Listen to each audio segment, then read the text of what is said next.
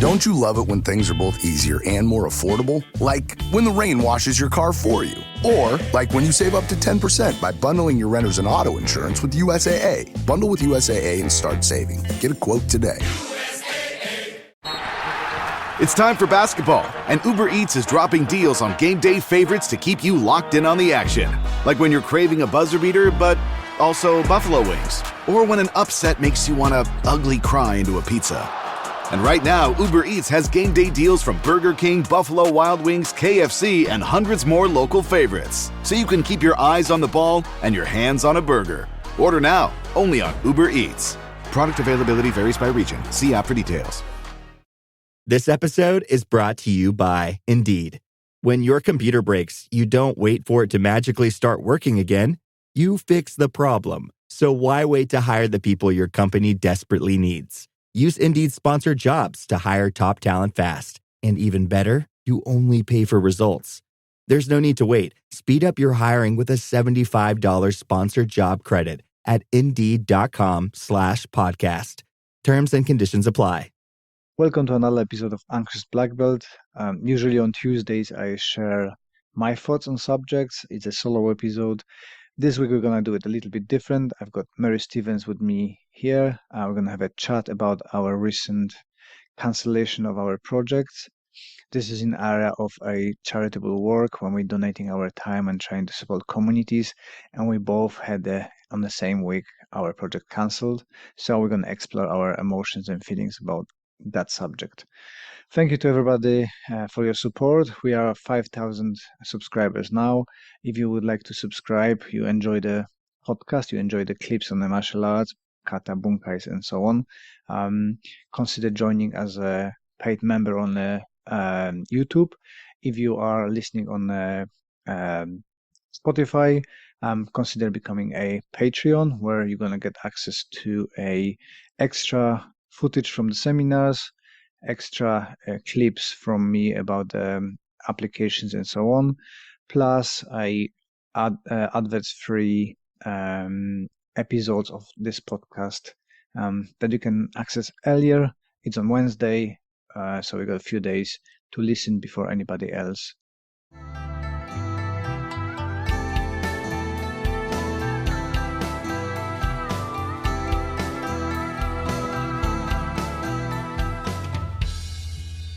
Hello, I'm your host, Les Bubka. Welcome to Anxious Black Belt, a podcast that focuses on karate, mental health, and everything in between. If you enjoy our content and would like to support us, best way to do that is to listen to another episode, share with your friends, and leave us a review. All this stuff helps the mysterious algorithm to introduce our podcast to new audience. Thank you for joining me, and let's listen to the episode. Hi Mary, welcome to the show again. It's Tuesday. I usually do that solo, but as we both had the unpleasant news and cancellation of our projects, I thought that it'd be nice to talk to you and share our experiences and feelings towards the subject. Although I feel more for you because I think your project was much bigger, reaching out, and you had a more exciting travel. Well, maybe, but I think also because that was a project that I was going to be leaving as project manager anyway, so it meant that things didn't go. It wasn't exactly the ending that we had planned, but we were looking for ways of managing to sustain the project, and all of these things just meant that was then no longer on the table. So in that sense, maybe less frustrating than yours. I can see how yours. I was listening to your pod from the other day when everything went wrong, and I can really sympathise with that. That really sucks. For me, one of the things that was in common between the two things is when you're collaborating with other organisations whose goals don't exactly align with your own. Would that seem to be true from your experience? Yeah. It's my experience is that when the charity starts, and I hope that's not going to happen to us, our CIC, That when you're becoming so big that you have to worry about your employees and money coming in, then you're losing that focus on helping people.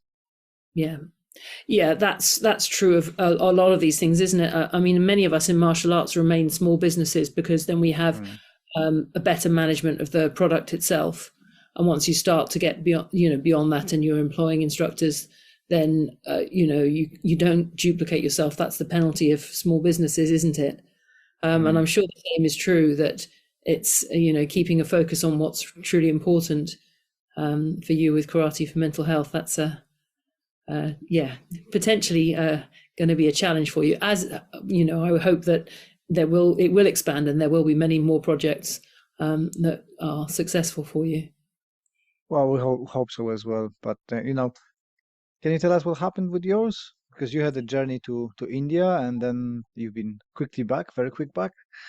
And there was this really sweet old couple sitting next to me on the plane on the way back, and they were like, "Did you have a nice time in India?" And I was just like, I do not even know where to begin with this conversation. I was just like, yeah, didn't want to say I've been here for 6 hours and kept with no food and no water and not allowed to go to the toilet, and I have no idea why I'm being sent home on the same damn plane that I went out on. So so obviously there were some issues it wasn't a paperwork issue. It was a personal issue. Clearly, I have ended up on a list somewhere. I actually can't say that much about it, partly because our most likely theories about why that is the case may cause issues for other people that are still there doing the work. What we do know is that we don't know. There's nothing has been said about definitively about what the problem is. And I know, as I say, I was within the terms of my visa, and this was the 8th time that I visited India. So it was not like it was something that we were expecting to happen.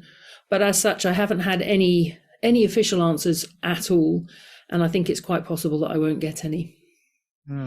I was funny enough, one of when I heard about your case, one of Max's friends, she's Indian, both parents are Indian, and I was talking with her dad, and he said that India at the moment is refusing a lot of charities and removing a lot of charities due to the situation in the United States and the American aid projects, and they're saying that stopping the charities distributing money to troublemakers in making less protesters within India, so they've got the easier time, and not sponsoring the terrorists, which I'm sure there are organizations who are doing that, but I don't think that a fair fight qualifies as that. But I think they're just brushing off everything, at least what he was saying. Yes, there may well be something in that, and that is definitely along the lines of the information that we had, particularly in terms of those of us that have been potentially marked out as being people that should not be allowed to visit India. And it does seem like very likely that that's just it. I won't be able to visit India again. It's frustrating that if your visa can be annulled, that they don't tell you that the only way to find out is to go and be turned away. So, which is obviously a very unpleasant and difficult experience to go through. I think because I'm an Irish citizen, so having a 5-year visa meant that I didn't have to reapply for my visa to go. I've been many times on the same visa. So the fact that maybe had I had to apply for it and start from scratch, perhaps it would have been turned down at source, and then I wouldn't have travelled. But it's such a waste of everybody's time and resources to organise this massive visit, plan all the seminars, pay for all the tickets, all the rest of this, and then travel all the way to Delhi and then come back immediately on the same plane. It's not a very good system. No, it's not. How long your project was going? Is 9 years, isn't it? Something like that. You said. I Well, think it was. I've been involved for 7 years, but the project itself has been going on for more than that, 9 years in total. Mhm. It had been running for a little while before I became involved, which was Mm. end of 2017, beginning of 2018. Yeah, funny enough, because for me it's 8 years as well. Oh, really In, cool. in my in Well, my project. Well, yeah. yeah. So tell us So a little bit more about that. so we had a project, like I said, for 8 years with the old team management. Mm, And the agreement was that we have a long-term um, project going, so I'm charging them a fraction of the price I usually charge. And I never put up my price, so they all been for like 8 years ago prices, which is like really fraction of it. But I really mm, enjoyed it. Really, really nice people, and I learned a lot through that experiences, and there was no problems. And then new management came in, and changes start happening, right? Because everybody needs to prove themselves, and it started with the change of the project needs to have all new names, right? You had for about 5 years karate for mental health, and then it says, oh, it needs to be a self-defense, it needs to be a meditation, it needs to be karate. Well, I mm, understand that, right? More exciting projects you do, more money you're getting, right? If you get one project all the time, the funders get tired and you say, well, we're not going to be funding you for that. But that's where the problem lies, that you losing the people you meant to help, mm, because the constant change for people with an anxiety is the last thing they want. And to be honest, everybody send the feedback and they just don't want to listen. So mm. I got the email as a last person, so everybody knew they canceling it.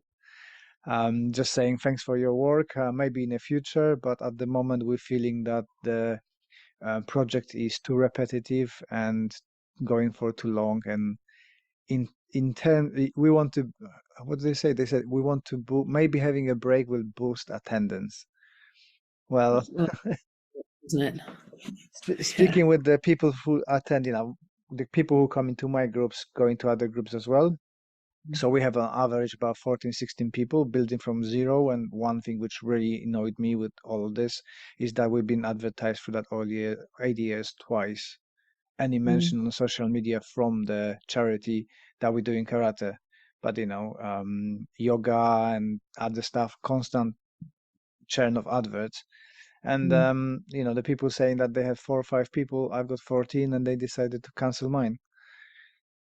So Yes. probably, my language doesn't help, because, when they said, oh, we're planning doing constant changes, I said, this is not what people need, and I think you're doing a disservice. So obviously somebody in the office didn't like that, and it's terminated. And, it's a shame, because everybody is really upset about that. They communicated with the charity, and funny enough, one of the ladies spoke with one of the new managers, and she said, oh, Les been doing this stuff for long. And the manager jumped like angry on her. No, he didn't. She said, well, I'm training with him for 8 years. What do you mean Mm, he's not? No, he doesn't run projects really often. So okay, well, I felt it in my bones for since they took over with the changes they're implementing. I think I survived the longest. The people who've been mm. there longer than me been let go first, and as well it was all with the email. Thank you for your work. Goodbye. Which is not a very nice thing to end stuff. So hey Never. ho. But I think they actually done me a favor, because I just applied to Sport England, and I Mm, attached anonymously, of course, emails from people who want to find something else, because that one was terminated. Nothing around us does project like me. So mhm. I'm hoping that there's going to be enough evidence that we've got a viable and successful project in the making, and we're going to Mm, get some funding. And we've got few private founders as well who promise us money, but that's for next year. We had quite a good sales with a toolkit, a mental health toolkit, which yeah. at the moment raised us a 10 weeks of training. So Well if done. you take Yeah. it with a school breaks, because we decided to do it on the terms, it Mm, takes you nearly to the half year. mm, Combine funding from the council and private funding. So we got at least half year of the sessions, which we're growing. We started with 2, we've got now 12 people signed. So it is okay. Yeah, no, that's good. It sounds like you've patched together some good solutions. Because as you say, the people that are involved in that kind of thing for a long period of time, they don't want it. They don't want it to change. They don't want an endless variety of different activities. Part of the massive benefit of karate for mental health, and you don't need me to tell you this, is that reassurance of the familiar and having that stability. So yeah, it is very frustrating, but I'm glad that you've managed to put a temporary solution in place at least while you think. Yeah, well, we can only try, right? I'm not gonna be giving up because one of the projects is gone. I'm just gonna keep going and doing my stuff, and it seems to be the way that I need to do things my way. Every time when people come in to help, which I'm very grateful, it turns out that it doesn't work as we predicted, and I need to do it my own way, and see how it goes. So I'll be doing it the way I want and with people who I want, and it might take much longer, but we get there. I have no doubts. Yeah, you need to have the autonomy so that you can manage the project in the best way that you can see what the people themselves need. Because it does sound like the people that are managing this have got no real idea what will actually benefit the people that they're supposed to be helping. Yeah, exactly. But then, so why did the whole project decided to be cancelled on your end? Because I've seen Sensei Steven was posting as well that the project's gonna be terminated and hopefully reborn in a karmic way in the future. Yeah. So yes, that's one of the project has been stagnating for a little while. It's fine when we're able to go over and push things forwards, but in our absence, a lot of stuff doesn't get done, and this is partly because, for example, the school where the girls are at, they're not particularly supportive of their karate, and they see them as second-class citizens because they're charity girls. We've tried really hard to address this, and that's so they don't support them for external activities and going to competitions and that kind of stuff, which is really important for them. As you know full well, competition karate is not my main thing, but for these girls, it's been really important, and it's added a lot of adventure and prestige, and all of that kind of stuff has been taken away. And then other organizations that we've worked with, it can be really difficult at this distance to get things to run consistently. And one that the organization that I work with, training self-defense instructors, that's been really good, but that's very much something that I've done as part of Fair Fight, but very bespoke for those particular people. So if I don't go, then for now that's more of a problem. And for all of us now, it's quite likely that any Fair Fight team might not be allowed into India because of the connections to each other. And so consequently, we have to feel that, as you say, it's quite a hostile place, even for organizations like ourselves that are very community-based, and we come alongside, we come in by invitation. We're not, going in and trying to interfere. Still, there's quite a stigma in Indian society that's considered to be white interference, which I completely understand given the history. But there's, with the rise of nationalism in certain areas of India, that can be, it's not particularly safe, and we can't send teams where it's not safe. For sure. So changing the kind of outlook, because we are very sad about it, but what was the positive highlight for you, and what did you learn from the project? Wow. Do you know, it's been quite a reflective week because, of everything that's happened. And I've been thinking a lot about all of that kind of thing, but not necessarily coming to any fantastic conclusions, because my brain is still really, it's not the ending that we were expecting. And so kind of getting my head around that isn't that simple. there have been some, from the human point of view, the connections with the karate students over 7 years, the physical, when you're training physically with people, you bond with them. And that's always with those girls particularly. There's the dancing, there's the playing cards, there's the painting nails and doing hair and all of the bonding things, and all of these things that we've spent a lot of time together, and watching them, supporting them through sparring, through competition, all of these emotional experiences, and watching them grow up from little children of 6, 7, 8 years old to the teenage girls that they are today. That's a really powerful thing to be part of. So I would say that's probably quite important, really. Then, other things you think, working with self-defense instructors who are out there all the time training thousands of women. So even if they learn 1 or 2 useful things from me, that ripple effect going across the whole province, that's something that maybe if they want to learn things through working with us, that they can then pass on. They'll pass that on to a lot of people. And then you do think that the work that you do has impact. And for me, it was starting out with Fair Fight that made me realize what a gap there was between karate and self-defense, and what sent me down that course of study that, started with Jamie and then took me to so many different places all over the world, and really studying with some fantastic people to try and really be able to deliver what's the best way for vulnerable people to keep themselves safe in difficult situations, which isn't obviously, spoiler alert, it's not necessarily karate in that particular context. But so that's, for me, in terms of my professional development, that's been immense. Trying to learn a different language, that's humbling, because I used to think that I was quite good at languages until I started trying to learn Hindi and realized that I wasn't. And all of these things are, I wouldn't change it, of course. I would never change it.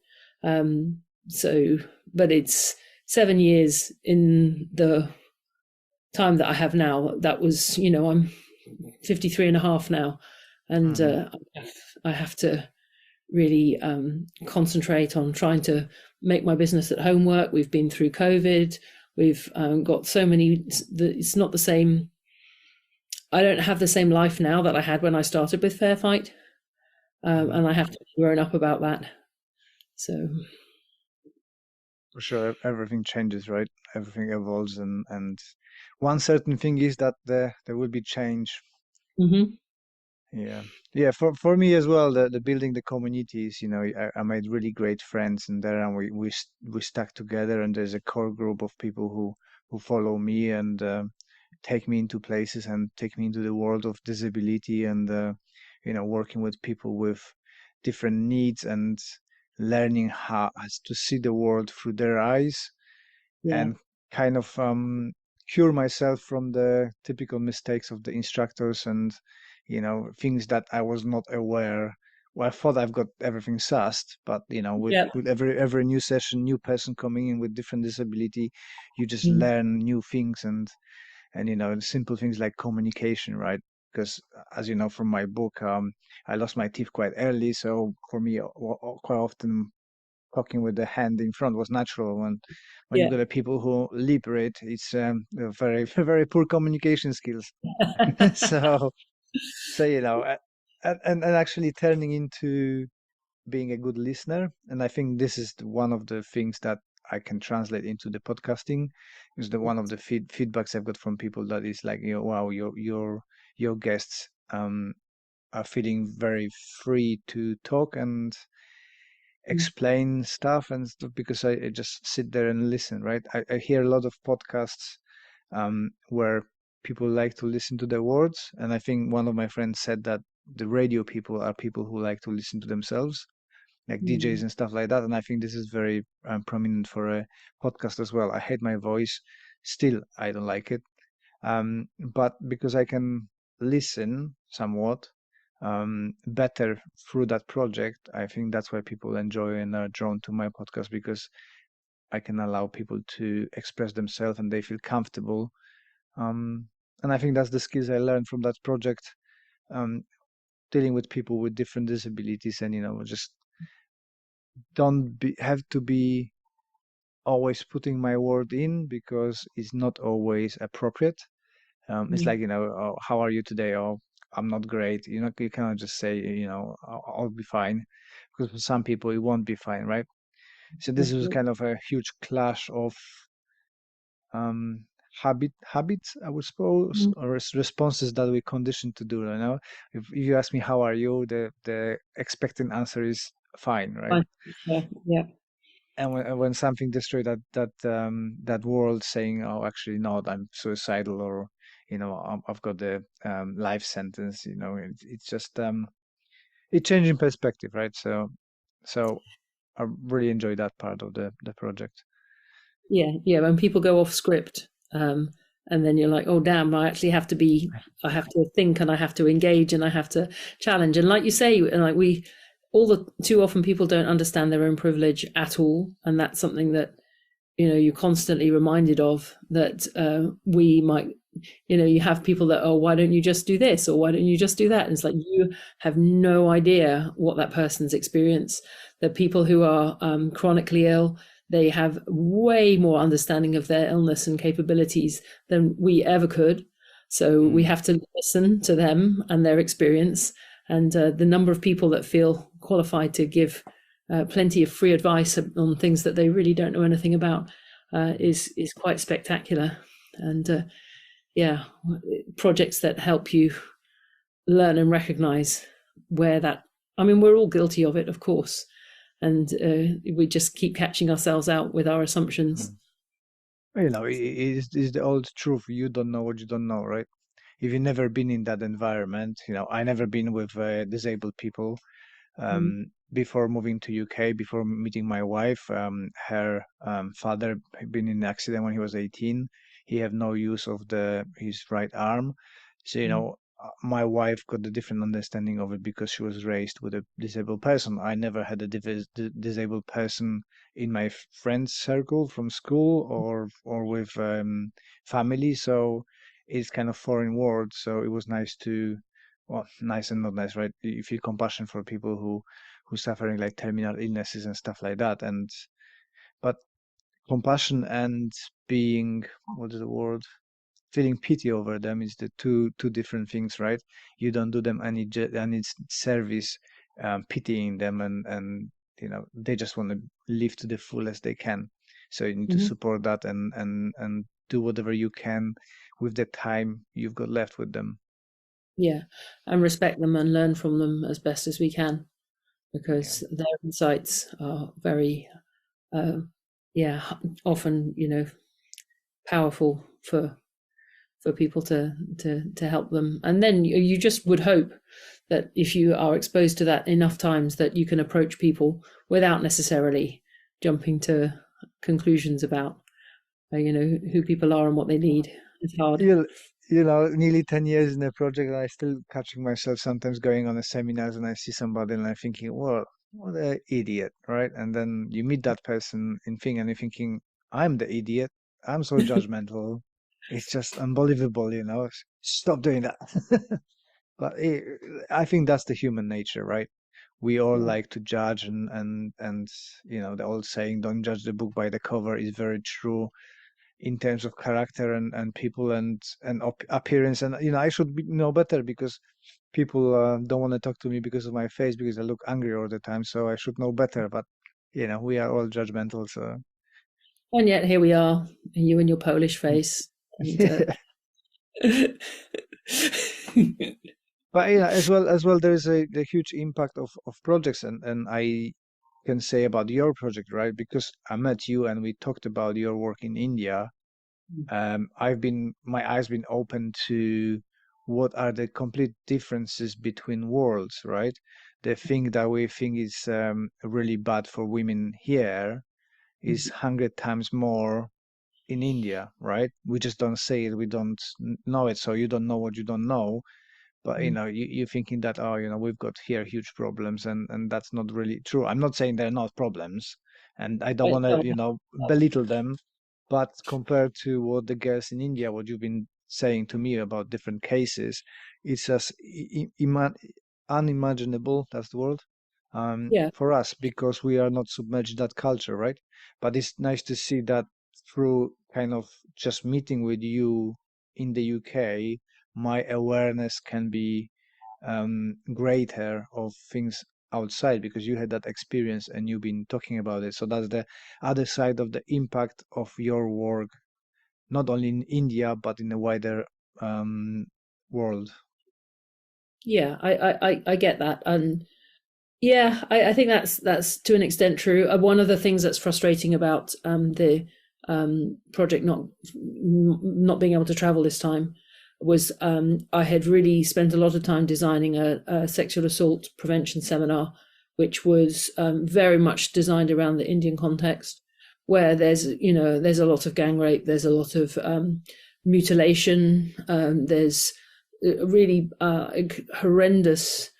The likelihood of women being abducted by strangers is much higher, of being raped and killed is much higher, of suffering all different types of tortures in that process is significantly higher.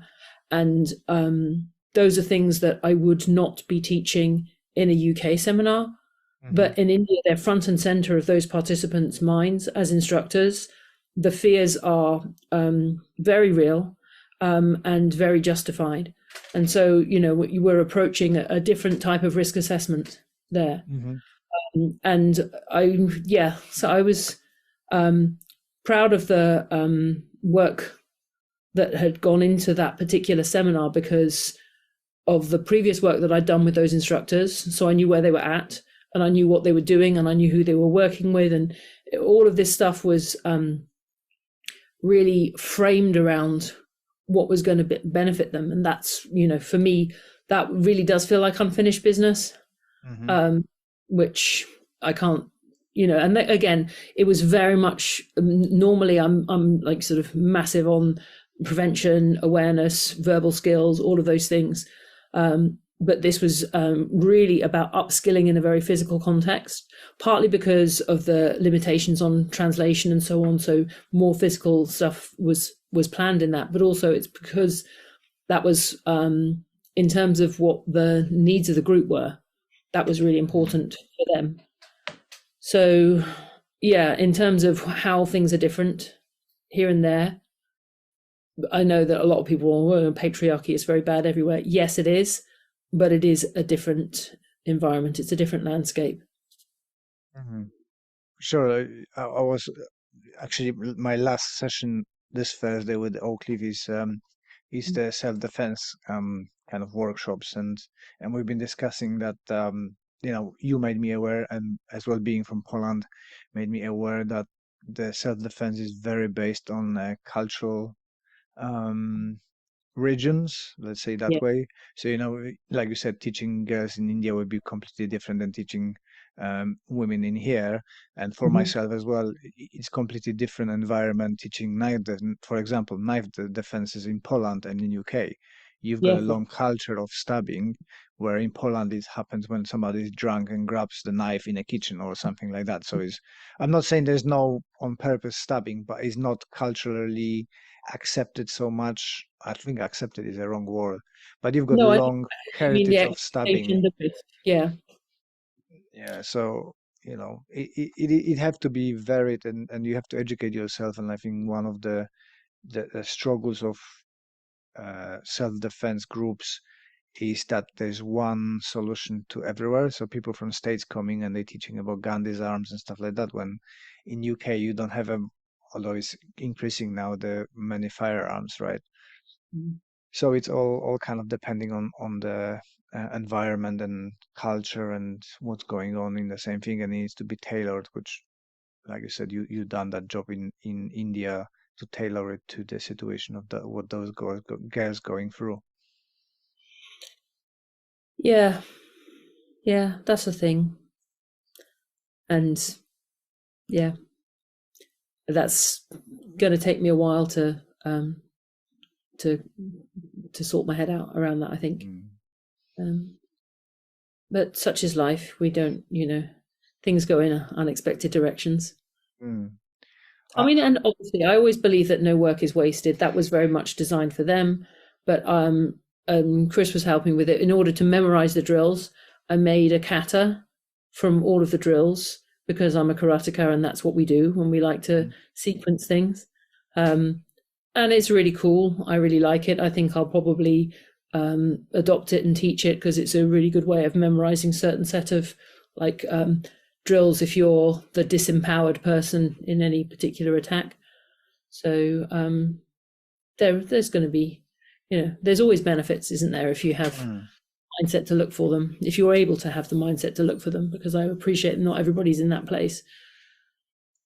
Yeah, I think that I'm a firm believer, and it always happens to me, that when one door shuts, the two other opens. So you might not see it yet, but I'm sure that you're gonna be involved in something else. But do you have anything planned to do in kind of charitable way, or where your work gonna go, what you're gonna focus on? I need to, as I said before, try and be a grown up and make sure that I'm focusing on things that are going to pay the rent. And right now, I need to try and make sure that I make my karate school more robust. Prices of everything have gone up. Everything's much more difficult than it was. All of these things I have to try and do first. Then maybe I'll be able to look again beyond, over the fence, and see what's what. But you can't really. You have to get everything square for yourself before you can go around helping other people, right? And I was quite aware that I was enjoying doing. I became quite an expert at doing really fantastically glamorous things for other people, and not necessarily figuring out to sit down with a budget sheet and do a marketing plan and other things that are actually quite important if your core business is a martial arts school. Yeah, it is easy to do things for other people, help people, and lose that need for sorting yourself out. And I'm guilty of that as well. And actually, a couple of days ago, I had that thought that I need to stop, because I'm helping so many people behind the scenes, and I have no time for myself doing stuff. So I pulled the plug of a few things, and I said, sure, I can help you, but at the moment I need to do stuff for myself. And just like you, I need to pay rent and get the kids joining me for all the travels and clubs and stuff like that. So family first, and then everything else comes in. But if I can make money and help people in the same time, this is something what I'm striving for, to have those people who've got a lot of money to be on board and actually help all of us. Then it's a win-win-win situation. So yeah, that's definitely true. But yeah, it's important to get a good balance, and to make sure that you're keeping an eye on the basics, because that's something that I'm definitely guilty of. And even then, it was quite funny. So one of the side gigs that I do is I do supply teaching in secondary schools as you get danger money for that. And from my stress data from last week, the recording from my fitness apps on supply teaching compared to getting deported doesn't even compare. Getting deported was so much calmer and less stressful than spending the afternoon trying to persuade year 8 to do their music lesson. So it's there's some lessons to be learned, I think. Yeah, well, I'm sure that you're gonna find a way, and you're gonna boost your school. And if you need any help, I can help you. Of course, yeah, because helping people makes us feel good, right? Yeah. No, I'll be holding you accountable. I'll be like, what have you done for your business this week? And you can say, well, what have you done for your business this week? And we'll be like, yes. Apparently, this is the very popular thing. I've been learning about it other day. If you got a very difficult tasks, you are more likely doing it when you're buddying with people. Mm, So I'm in a group of CICs, and what they do, if they have a business or plans making or maybe advertising campaign, they all mm. join in on Zoom. They don't talk to each other, but they're doing it together, and apparently it gets the job done instead of That's sitting on your own. And so, mm. buddying getting very popular. So if you listen to it and in the buddying, I've got a very reasonable prices. I can buddy with you, buddy with you, but it's only a couple of hours a day. There you Well, go. you good luck with that great new business idea. I'm sure it'll work for you. I'm sure that another door gonna open for both of us, and we're gonna be involved in some fantastic stuff, and we're gonna be successful because we deserve it. And And thank you that's for how. yeah, thank you for jumping on with very short notice and sharing your pain, and I shared my pain, and I Yeah, think that talking about it out loud, it always helps to process, and hopefully we get over it and do some better stuff in the future. definitely. And now you get to the bit of the podcast where you say to everybody, "Thank you for listening to all of it. You're a superhero, and please don't forget to leave us that review." Yep, that's the drill. Cool. Thank you, Mary, and speak to you soon. You're very welcome. Well done for listening to all of it. You are a superhero. Thank you very much for your support. And if you could leave us that review on a podcast platform, that would be amazing. I appreciate your time, appreciate your support, and I wish you all the best until the next one. This podcast is part of the Sports Social Podcast Network.